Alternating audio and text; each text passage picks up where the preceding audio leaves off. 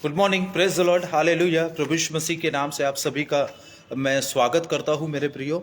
आप जानते हैं कि हम बीते कई दिनों से कुछ बातों के विषय में बातें कर रहे हैं और प्रभु चाहता है कि मैं और आप इन बातों को अपने जीवन में जारी रखें। कल के दिन हमने देखा था कि प्रभु यीशु मसीह चाहता है, परमेश्वर चाहता है, पवित्र आत्मा चाहता है कि मैं और आप चेले बनाएं। लेकिन आज बहुत सारे लोग चेले नहीं, नमूने बना रहे हैं। खैर, ये बातें तो चलती रहेंगी। कैसे हैं आप सभी? आप मेरे लिए प्रार्थना करें, हमारी सेवकाई के लिए प्रार्थना करें और परमेश्वर ने जो बोझ दिया है ना, जो काम हमें सौंपा है उस कामों के लिए प्रार्थना करें। हम भी आपके लिए प्रार्थना कर रहे हैं। आज एक विषय के ऊपर हम बात करने जा रहे हैं और वो विषय है कि वो विषय है 2 कुरिन्थियंस, दूसरा कुरिन्थियों, उसके 4 अध्याय और उसके 2 वचन को मैं आपके लिए पढ़ना चाहता हूँ। और वो इस प्रकार कहता है, परंतु हमने, बहुत ही प्यारा वचन है और बहुत ही अच्छा वचन है और मैं आपके लिए पढ़ना, परंतु हमने लज्जा के गुप्त कामों को त्याग दिया और ना चतुराई से चलते और ना परमेश्वर के वचन में मिलावट करते, परंतु सत्य को प्रकट करके परमेश्वर के सामने हर एक मनुष्य के विवेक में अपनी भलाई बैठाते हैं। हालेलुया।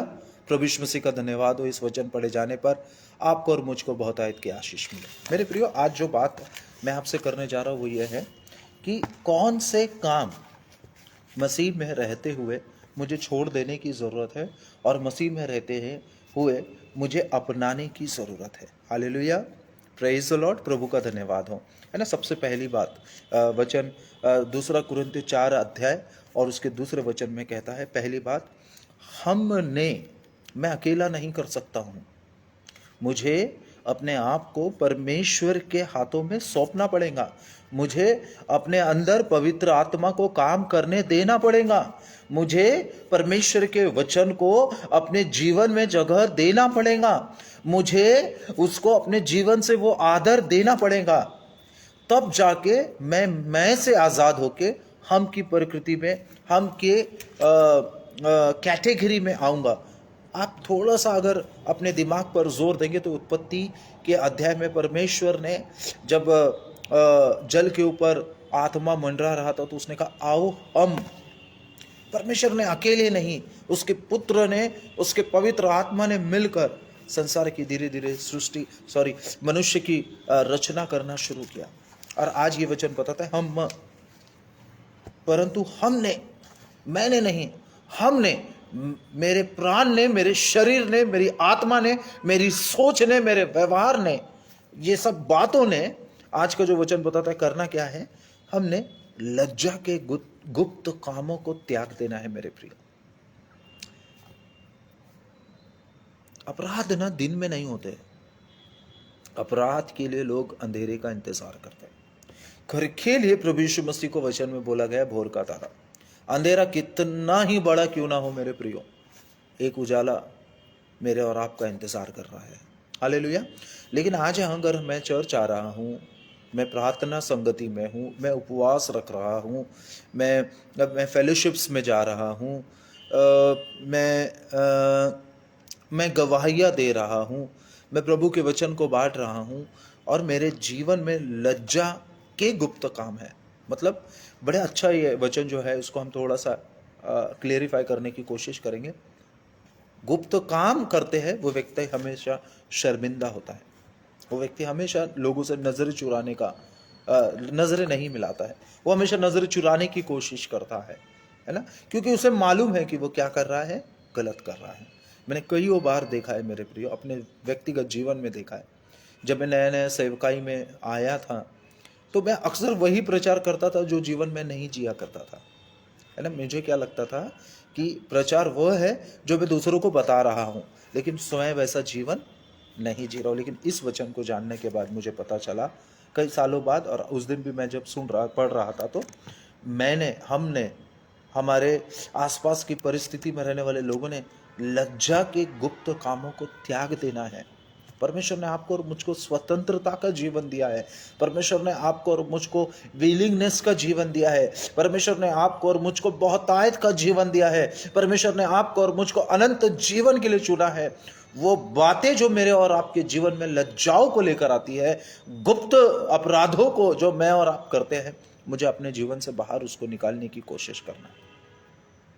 कितनी अच्छी बात है ना, हम सामने वाले व्यक्ति को मिलते हैं, कैसे है आप, ठीक है, खाना खाया आपने, सब कुछ सही चल रहा, मन में कितनी कड़वाहट होती है।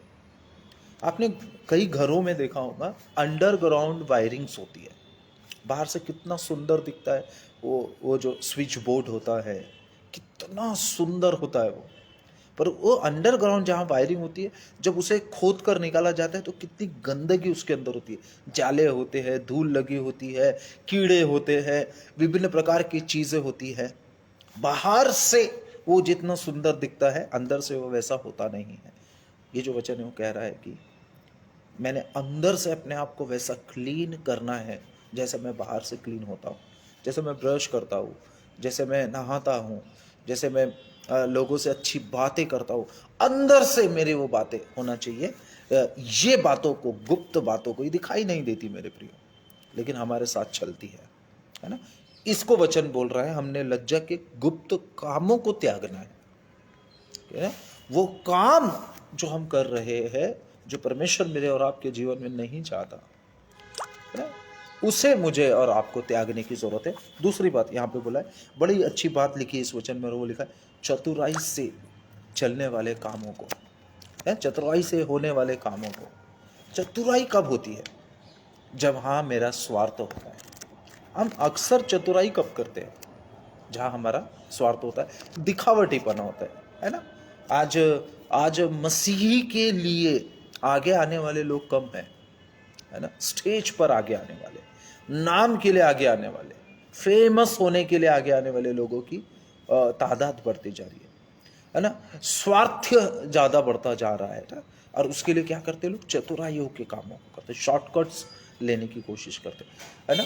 और परमेश्वर का वचन कहता है, चले हो तुम खुदा के साथ, रास्ता सकरा है। खुदा का थामे रहना हाथ, रास्ता सकरा है। ये जो बात है, ये चतुराई करने वाले लोगों के जीवन में नहीं पाई जाती। क्या मिलता है मुझे नहीं समझ में आता। हम इतनी अच्छी प्रार्थना करते हैं, हम इतने अच्छे गीत गाते हैं, हम इतने अच्छे वचनों को पढ़ते हैं, हम इतने अच्छे फेलोशिप में हैं, फिर भी वहां पे अपने स्वार्थ को पूरा करने के लिए, अपने आप को आगे लाने के लिए, अपने आप को मैं कुछ हूं ये दिखाने के लिए हम चतुराइयों को कामों को करते हैं। और चतुराई किस बात को लेकर आती है, कैसे आती है? मैं और आप जानते हैं, मुझे इन सब कामों को करने के लिए किसी एक को दोषी ठहराना पड़ता है। एक उदाहरण मैं आपको बताना चाहता हूं। एक आंटी बहुत प्रार्थनाएं किया करती थी, एक आंटी हर प्रार्थना सभाओं में जाया करती थी, एक आंटी बहुत दान दशवांश दिया करती थी, वो हमेशा परमेश्वर की स्तुति करती थी, वो हमेशा परमेश्वर की महिमा करती थी, वो हमेशा परमेश्वर की बातें करती थी। एक रात उनका निधन हो गया, और उस आंटी के साथ एक बेटी बहन थी जो बहुत ज्यादा उस आंटी के जीवन से प्रेरित थी। और एक दिन वो प्रार्थना करके रोने लगी, उपवास करके रोने लगी, वो अकेले हो गई और उसने प्रभु से बोला, ऐसे कैसे हो गया? इतनी प्रार्थना करने वाली, इतना अच्छा जीवन जीने वाली वो आंटी को आपने हमारे पास से क्यों ले लिया? प्रभु ने उसकी प्रार्थनाओं को सुना और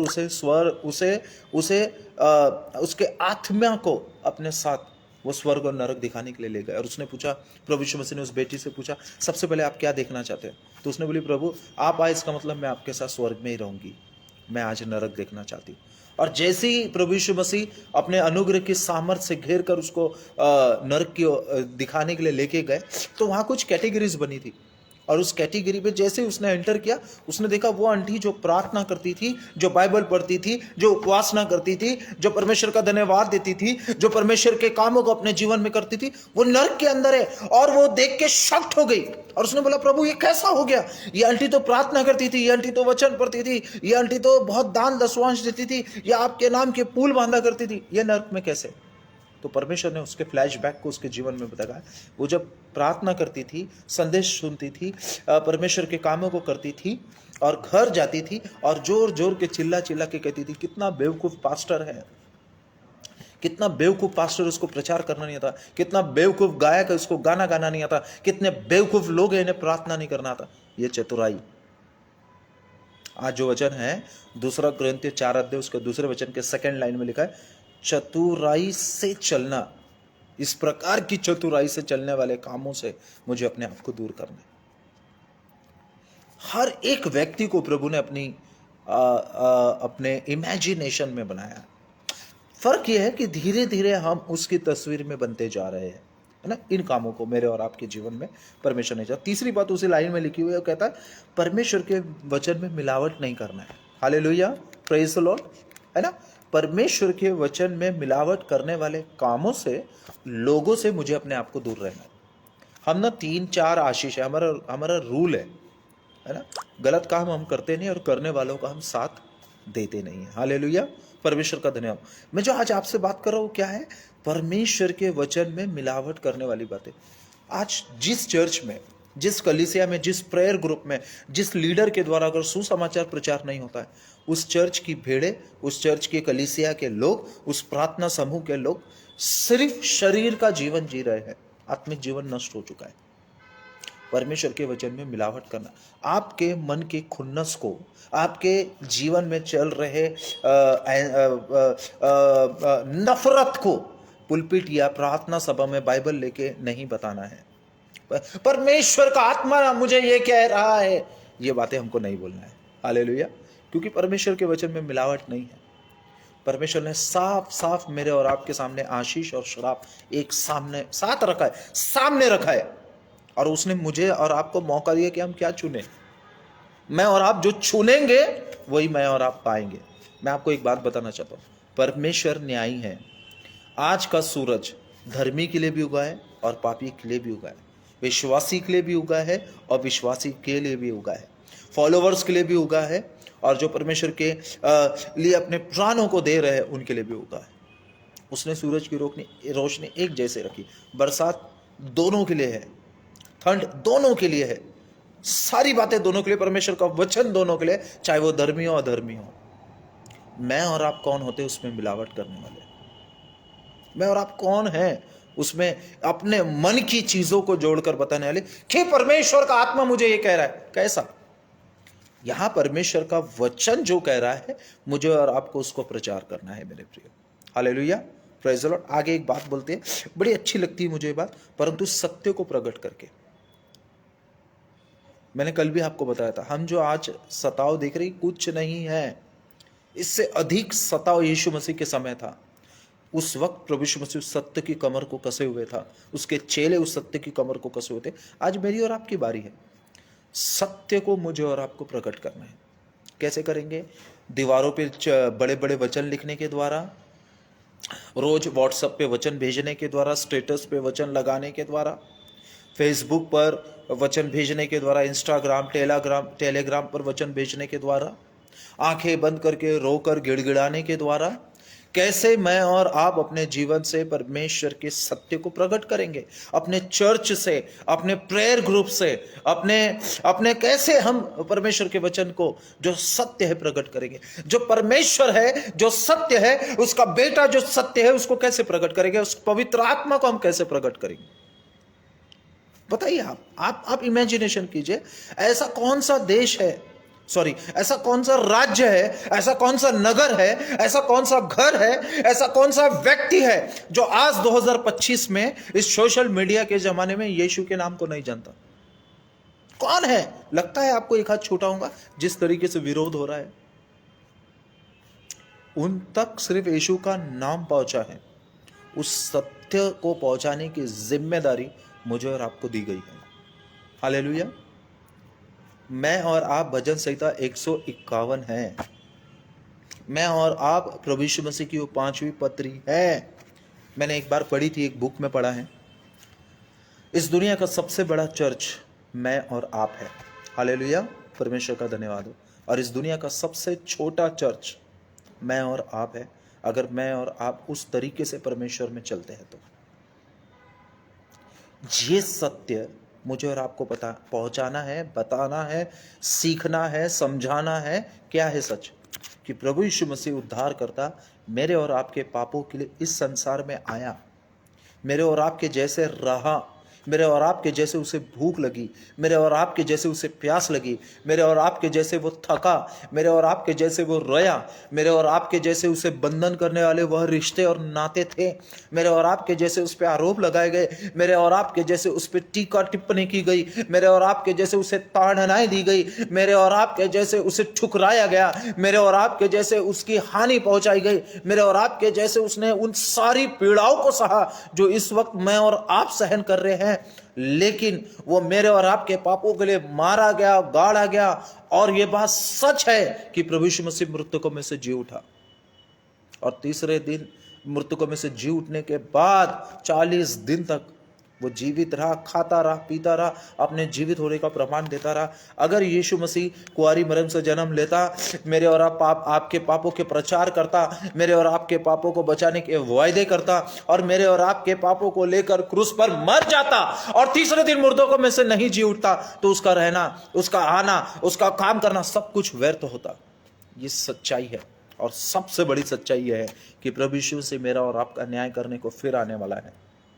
इस बार वो आपको और मुझको गले नहीं लगाएगा, इस बार वो आपको और मुझको सांत्वना नहीं देगा, इस बार वो आपको और मुझको अनुग्रह से ढांप नहीं लेगा, इस बार उसका लहू मेरे और आपके लिए सामर्थ का काम नहीं करेगा, क्योंकि मेरा और आपका न्याय तय है और मुझे ये न्याय को चुकाना पड़ेगा। ये सच है। और मुझे मेरी कलीसियाओं में इन बातों को बताना है, मुझे प्रेयर ग्रुप्स में इन बातों को बताना है, मेरे भाई को, बहनों को, मेरे बच्चों को, बीबी को, मेरे आस पड़ोस के लोगों को मुझे ये बातों को बताना है।